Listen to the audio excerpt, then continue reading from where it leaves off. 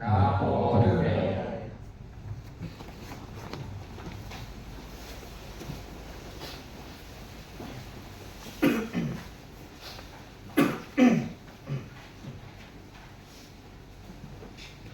Sangga yang saya muliakan, Bapak Ibu Pandita dan para sahabat dhamma. Hari ini kita hadir bersama tidak dalam rangka puja bakti seperti halnya biasanya, tetapi kita melakukan satu aktivitas khusus, aktivitas praktik yang banyak dikenal pada waktu-waktu saat ini, khususnya pada masyarakat Buddhis Tionghoa. Mereka ada yang menyebut sebagai acara Chautu atau juga sembahyang rebutan.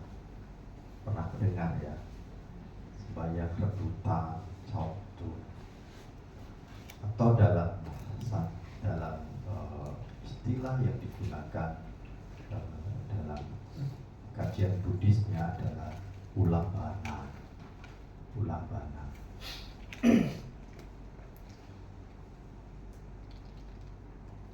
Banyak hal yang terkaburkan sebenarnya dalam tradisi ini, karena terlebih di Indonesia menjadi satu seremoni yang kadang lepas dari esensi, yang sekedar dalam sisi ritus dan bahkan menjadi satu entertain. Tetapi belakangan sudah lebih rapih. Kalau Anda mendengar tahun 2022 akhir ya, sampai sebelumnya, bahkan ketika acara seperti ini di berbagai konteks banyak terjadi korban yang meninggal bahkan sakit hanya gara-gara rebutan sembako, ya kan? Dari berbagai kejadian itu menarik sekali, menjadi pembelajaran penting, dan khususnya dengan kemudian hadirnya satu komunitas Buddhis Tiongkok yang kemudian melakukan acara ini sebagaimana mestinya, dan bahkan hadir di berbagai kelenteng-kelenteng untuk memberikan edukasi. Sehingga kalau kita lihat sekarang di kelenteng-kelenteng itu menjadi satu hal yang lebih jauh rapih daripada sebelumnya. Tidak hanya di kelenteng sebenarnya, hal-hal seperti ini terjadi di wihara-wihara yang didominasi oleh Buddhis Tionghoa, tetapi tidak tersentuh oleh agama Buddha China. Ini berbeda ya. Di wihara yang dominasi dengan budaya Buddhis Tionghoa, tetapi tidak tersentuh oleh agama Buddha China. Ini berbeda. Antara agama Buddhanya dengan budaya ini berbeda. Saya mengalami ketika masa-masa dulu saya masih SMA, saya masih ingat kalau acara seperti ini menjadi satu entertain, hiburan yang luar biasa. Jadi setelah pembacaan tanpa dihadiri oleh sangga, setelah pembacaan parita begitu, lalu satpam akan membuka gerbang. Begitu gerbang dibuka, pintu wihara ditutup. Semua masuk ke dalam. Kalau enggak, di dalam diserbu juga, direbut juga, direbut juga. Jadi begitu pintu gerbang dibuka, pintu wihara ditutup, masuk semua. Ya, yang pengurus semua masuk ke dalam. Jadi di luar itu berebut, dan itu menjadi pemandangan yang seakan-akan mengasihkan sekali. Beberapa melihat dari atas, beberapa mengintip dari dalam. Mereka berpikir dan beranalog bahwa inilah alam peta yang berebut makanan, gitu. Inilah hantu-hantu yang berebut makanan. Ini merendahkan sekali. Pemahaman seperti ini pemahaman yang merendahkan sekali dan kekeliruan dalam Buddhisme. Sehingga ketika hadir para praktisi Buddhis Tiongkok, Taiwan yang di Indonesia, ada beberapa kelompok kalau kita di Sakin yang saat ini betul-betul melakukan upacara ini memang merupakan akhir masa-masa kita. Nah, ini mereka mulai menjadikan ini sejak 4 tahun yang lalu.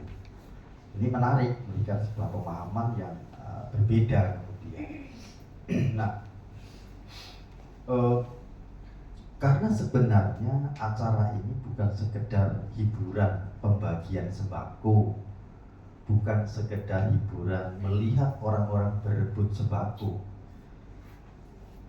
Di dalam Buddhisme, terutama hal ini memang berangkat dari Buddhis Tiongkok, ya, berangkat dari Buddhis Tiongkok yang menggunakan kajian geologinya adalah Ulambana Patra Sutra. Dalam bahasa Sanskerta, kitab ini memang kajiannya tidak ada di Pali Teks. Adanya hanya di dalam kajian Tripitaka dengan tradisi Sanskerta yang kemudian ditransit ke dalam bahasa Mandarin, dan kemudian pada masa dulu itu memang Daijina pun itu nggak bisa pindah patah. Karena pemerintah kan membatasi kalau di China, dibatasi. Nah, satu keterbatasan ini kan mereka itu biku di sana itu ya hari-hari dibagi, ada yang bagian masak, ada yang bagian ngurusin bahan makan, bagian ngurus setia, bagian bekerja lingkungan, dibagi mereka. Memang tinggalnya ya dalam pesantren monastik seperti itu mereka. Sehingga di masa itu juga tradisi ini mulai muncul, namun tidak seketika muncul. Ada beberapa hal. Satu, ketika pada masa akhir wasa para biku mau melakukan sebagaimana mestinya, kalau kita mengacu ke dalam teks di Vinaya, memang bentuk pada saat akhir wasa persembahannya adalah jubah dan sebagainya kan begitu ya. Tetapi di sana tidak bisa. Masyarakat Tiongkok itu sama dengan masyarakat di Indonesia, memiliki bakti kepada leluhur itu sangat tinggi sekali. Sangat tinggi sekali mereka, sangat respect sekali baktinya kepada leluhur. Sehingga pada masa itu ini menjadi satu momen yang kemudian menarik gitu. Jadi ada satu kelompok agama ya, di China itu yang memunculkan isu bahwa Buddhisme itu tidak menghargai orang tua, tidak ada ajaran bakti pada orang tua, dan tidak menghargai para leluhur. Ini kompetisi para misionaris. Menariknya adalah para biku, para guru dharma di sana memiliki kecerdikan yang luar biasa menurut saya. Karena kemudian mengangkat sutra ini menjadi dasar. Sutra ini menjadi dasar yang kemudian ini menjadi satu budaya yang berkembang pada saat ini. Apa sebenarnya isi daripada sutra ini? Sutra ini sebenarnya berisi pesan-pesan Buddha kepada yang Arya Moggallana berkaitan dengan bagaimana cara menolong sanak keluarga yang terlahir di alam hantu menderita. Dalam kasus ini adalah kebetulan orang tua sebelumnya dari yang Arya Moggallana yang terlahir di alam peta atau hantu menderita. Jadi ini pesan Buddha yang sangat penting sekali. sangat penting sekali. Tradisi ini diangkat kemudian sehingga muncul nilai-nilai bakti dan juga doa untuk leluhur, sehingga terjawab di sana. Karena di sana itu para biku tidak pindah patah dan tidak masyarakat juga lebih antusias jika lebih dengan istilah bakti pada leluhur. Jadi di sana biku juga makanan di sana mereka masak sendiri mereka. Maka makanan bentuk-bentuk persembahan yang dibawa ke wihara itu adalah berupa tidak hanya jubah, tidak hanya bentuk obat, persiapan obat, tidak hanya seperti itu, tidak hanya untuk perawatan wihara, tapi bentuk bahan makanan. Bahan makanan yang begitu banyak ini, saya lupa dinastinya ini ya, jadi Anda boleh googling sendiri. Ya. Nah, oleh biku ini begitu banyak bahan makanan yang ada ini, ya. Kemudian dibagikanlah kepada masyarakat karena tidak semua juga bisa langsung dikonsumsi. Dibagikan ke masyarakat yang memang membutuhkan. Tradisi inilah yang tertinggal kemudian. Berbagi sembako inilah yang tertinggal kemudian di beberapa tempat-tempat yang memang tidak ada bikunya, mereka tetap melakukan hal baik ini, gitu. Namun tidak terarah dan tidak tertata, sehingga seringkali menimbulkan ya berbagai peristiwa yang kadang-kadang tidak menyenangkan tentunya, gitu ya. Seperti kasus yang sudah orang tua berebut sampai jatuh sakit masuk rumah sakit, bahkan ada yang meninggal dunia, gitu, hanya berebut sembako. Tradisi ini yang tertinggal. Nah, bahkan di era Buddhis mulai bangkit pun pada masa Bante Jinarakita itu pun ya karena masa itu juga belum ada biku-biku dengan tradisi ini, maka hanya dilakukan pelimpahan jasa saja, gitu, pelimpahan jasa saja. Nah, dan juga tempat-tempat yang tidak ada biku pun melakukan hal yang sama, hanya mengumpulkan bahan pokok berupa sembako untuk dibagi sebagai bentuk doa pada leluhur, dan mereka kemudian berdoa dengan budaya-budaya kesukuan masing-masing. Menariknya adalah ketika kemudian mulai mengkaji tradisi-tradisi ini, termasuk tadi saya katakan bahwa kemudian ada yang menekuni kembali. Jadi kalau saat kemarin itu, purnama kemarin itu adalah akhir masa wasanya mereka dalam Buddhis yang menggunakan penghitungan Buddhis Tiongkok atau Taiwan. Itu berakhir masa wasa. Mereka masanya lebih duluan. Jadi di komunitas Sangga Agung ada sekelompok yang memang menekuni tradisi ini selama di 4 tahun belakangan ini mereka. Jadi mereka berkumpul wasa dan akhir wasa. Pada akhir wasa ini mereka kemudian melakukan pidapata dan orang-orang berderma dan melakukan pelimpahan jasa. Inilah sebenarnya yang disebut sebagai ulang bana. Mengapa? Karena begini, di dalam teksnya ini bahwa di dalam teks ulang bana patra ini, peristiwa yang terjadi adalah ketika yang Arya Moggallana, beliau belum mencapai kesucian ya masa itu, tapi beliau sudah memiliki satu ide ya, sehingga beliau kemudian mampu memberikan satu kondisi penciptaan dengan pikirannya. Maka ketika ia melihat ibunya yang lahir di alam peta dan memohon pertolongan,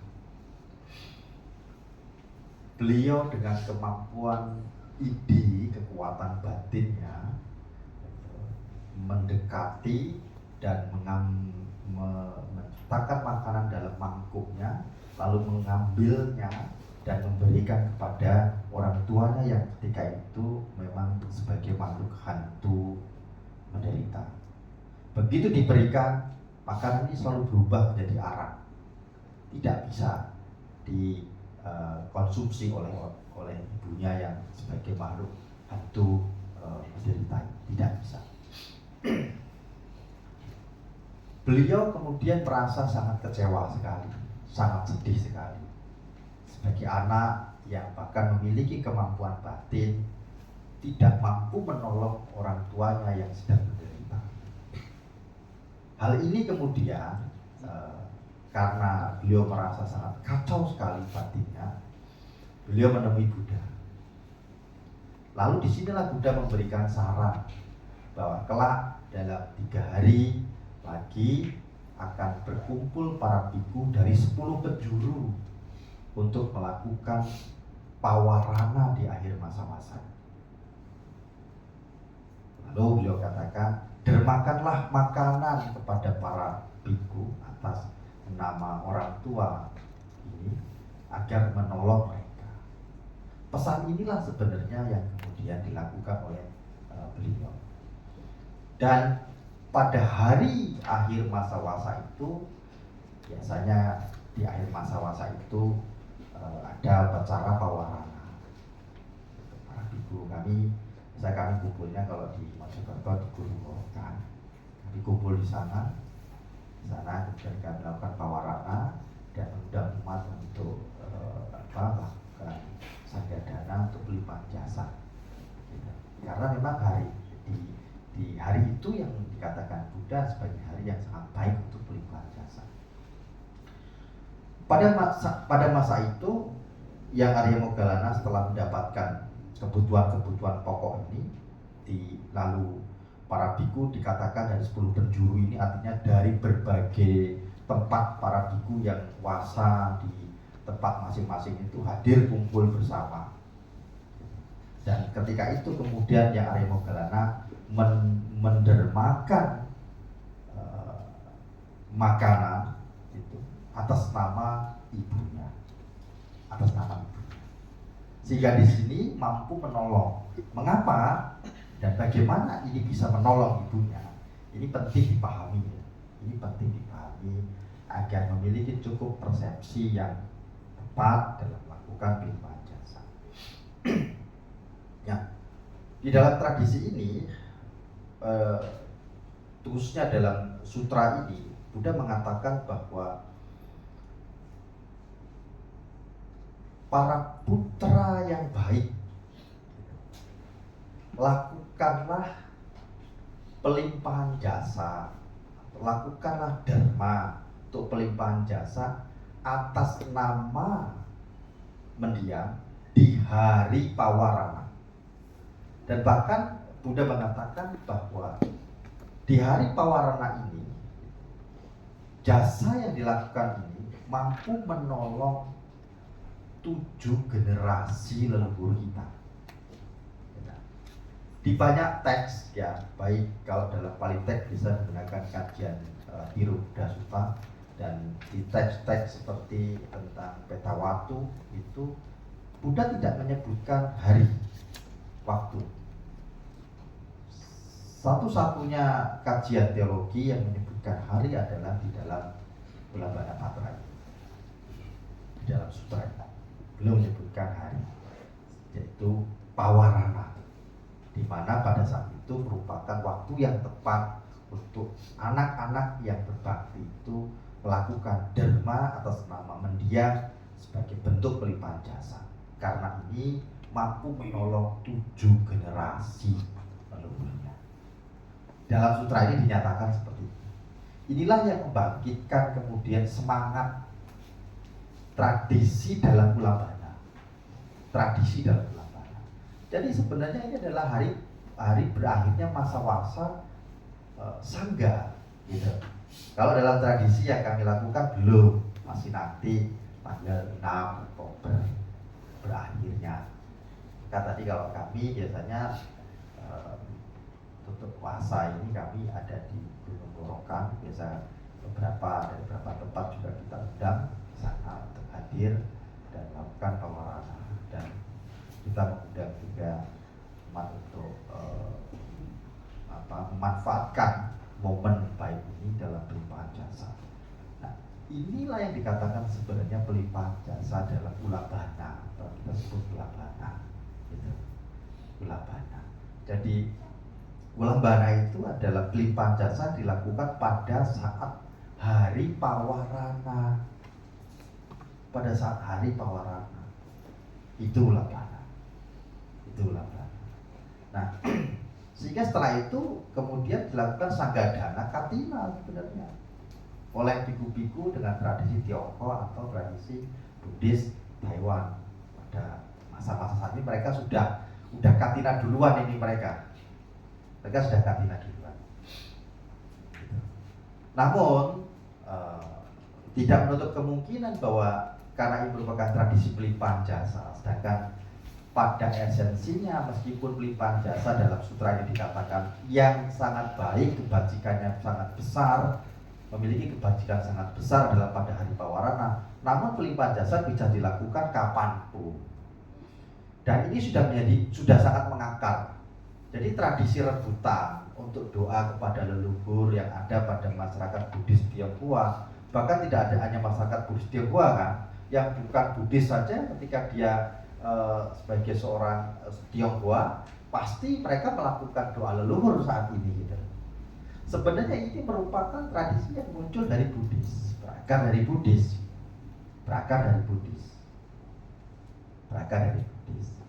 Kajian teologinya ada pada Ulabana Patra Sutra. Itu sebagai kajian teologi dalam Ulabana, upacara Ulabana. Maka pada satu upacara ulabana itu biasa akan dilakukan, kalau dalam tradisinya saya pernah mengikuti itu ya, ada mereka itu pertobatan dulu, lalu mengambil perlindungan kembali, pertobatan, mengambil perlindungan kembali, lalu biasa membaca sutra bakti itu yang dari sutranya Cakwang. Lalu terakhir adalah dia melakukan tekad aspirasi dengan Amitabha Sutra, gitu. Baru kemudian terakhir sanggadana dan pelimpahan jasa, gitu. Biasanya seperti itu. Jadi tidak sekedar membaca sutra, taktek lalu berbagi makanan begitu, tidak, gitu. Bukan itu esensinya. Itu mah hiburan atau yang hidup.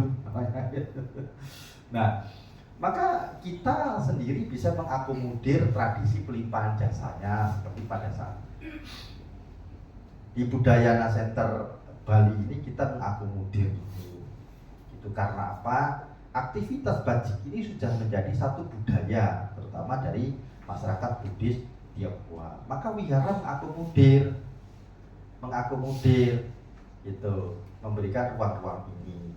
Namun memang di wihara-wihara binaan saya sangat menekankan bukan pada ritualnya. Ritual sebagai sarana budaya untuk melepas luapan emosi itu ya kita akomodir juga. Maka di bawah ada altar untuk mendiang. Altar untuk mendiang itu bukan berarti mendiang ada di sana ya, gitu. Bukan. Kalau nanti mendiang ada di sana dan menunggu, ini berarti ada berharap keluarga orang tua atau leluhur Anda itu jadi makhluk peta, gitu. Kan tidak demikian, gitu. Tidak demikian. Altar itu adalah bentuk budaya. Bagaimana di depan altar itu Anda membangkitkan sukacita akan kebaikan-kebaikan, baik itu orang tua atau para leluhur gitu. Yang atau kerabat siapapun yang memang pernah hidup bersama dengan kita, baik kehidupan sekarang maupun kehidupan lampau, yang mereka lahir di alam peta khususnya. Kita di sana hadir lalu melakukan satu bentuk, membangkitkan satu bentuk respek mendalam, rasa syukur dan terima kasih. Dengan sukacita inilah kemudian kita melimpahkan jasa itu dengan batin yang sukacita. Maka kita persilakan di bawah nanti kalau yang belum meluapkan emosi istilahnya gitu ya, untuk secara budaya silakan di bawah Anda bisa menyalakan pelita di sana ya, lalu Anda bisa membangkitkan sukacita dari aktivitas bajik saat ini, bahwa Anda hari ini bersukacita dengan kebaikan-kebaikan ini dan memberikan penghormatan dengan mengaturkan pelita gitu. Dan semoga kebahagiaan ini diketahui mendiang, semoga kebahagiaan ini menjadi milik mendiang. Cara melimpahkan jasa seperti itu, sesederhana itu gitu. Sederhana, berbuat baik atas nama mendiang dan memperuntukkan maka pesan di dalam Ulam Bana Patra dan pesan juga di dalam Tiro Buddha Sutta, kalimat memperuntukkan ini penting ditekankan seperti itu. Kalimat memperuntukkan itu yang sering kita juga bahas dalam, sering kita menjumpai itu kalau di dalam teks Tiro Buddha atau di dalam teks Etawata Pelimpahan Jasa itu idam fonya tina hotu sukita hotunya tayo. Itu cara memperuntukkan kebaikan ini kepada para mendiang. Mengapa harus diperuntukkan? Dan mengapa juga harus makhluk peta? Apakah makhluk di alam neraka bisa juga? Tidak bisa. Di alam neraka tidak bisa tertolong. Dengan cara apapun kita tidak bisa menolong mereka. Di alam neraka tidak bisa. Makhluk peta pun dari 21 jenis makhluk peta itu hanya satu kelompok jenis yang bisa tertolong. Yang lain kalau ada di sekeliling kita ya hanya asik menikmati makanannya. Makanan yang paling disukai itu ya kotoran, bangkai dan sebagainya. Maka kalau rumah Anda itu berantakan, kotor, bau, ya itu bisa disenangi makhluk-makhluk peta di sana. Karena dia paling suka dengan kondisi-kondisi yang seperti itu. Ya, paling suka kondisi seperti itu. Maka bisa mungkin rumah itu dibersihkan, dirapikan, biar baunya enak, dibakarkan dupa. Kalau mau menghilangkan bau, Anda bisa bakar dengan dupa yang punya khas aromanya itu aroma menyan. Gitu. Aroma menyan itu mampu untuk membunuh bakteri. Itu menyan, bahkan virus. Maka itu tradisi kuno. Jadi ketika ada bau-bau Anda bakar itu aroma bisa berubah. Nanti kalau dupanya bingung tanya maling. Maling sudah siap dupa minyak, dupa cendana, dupa gaharu, sudah siap semua itu. Itu mau untuk aroma begitu, yang terapi begitu, sudah siap semua di bawah itu. Nanti yang hubungi maling bawah. Nah, ini menjadi hal penting. Jadi mereka suka di tempat-tempat yang seperti itu, senang tempat-tempat seperti itu. Meskipun Anda melakukan pelimpahan jasa, ketika mereka itu belum memiliki kesiapan, mereka tidak tertarik. Sama halnya begini, ketika orang yang mabuk dengan minuman misalkan, lalu dia belum mengerti bahaya dari minuman ini untuk tubuhnya, bahaya dari minuman ini untuk batinnya. Mau dibawa ke rehabilitasi yang dimanapun, direhab seperti apapun, dia tetap tidak bisa berubah. Terapi sudah baik ya kembali lagi. Tetapi mereka sudah menyadari bahaya dari minuman ini, minuman yang memabukkan ini dan merusak tubuhnya, merusak batinnya, mengerti hidupnya akan hancur karena ini. Tanpa harus disuruh, dia bahkan akan mencari orang-orang baik yang bisa membantunya. Sama dengan makhluk-makhluk petanya.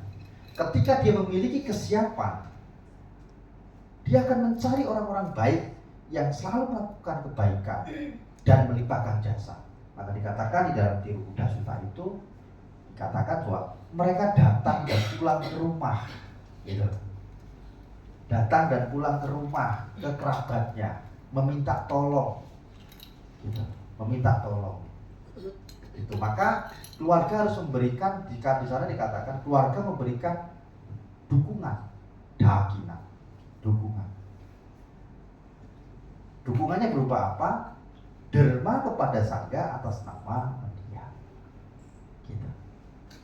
Jadi ketika Anda melakukan derma, saat Anda melakukan derma ini, nanti kita ada proses itu, Anda harus bangkitkan betul sukacita dan niat ini. Saat aspirasi nanti, lalu saat kami mendaraskan anu dan kata, Anda betul-betul beruntung. Pada saat Anda melakukan derma ini, Anda betul-betul niatkan diperuntukkan kepada dia. Anda bisa merenungkan dalam batin Anda, idam natina motu sukita untuk Natal. Semoga kebahagiaan ini menjadi milik sangat keluarga. Semoga kebahagiaan diketahui. Diperuntukkan. Ketika ini diperuntukkan, yang muncul sukacita. Kalau digambarkan di dalam Biro Buddha Sutta itu, begitu Raja Bimbisara melakukan derma kepada sangga berupa makanan dengan sukacita dan memperuntukkan kepada para makhluk peta, lalu ia terpuaskan. Dia bersukacita. Dia mampu menghadirkan sukacita karena tahu kebaikan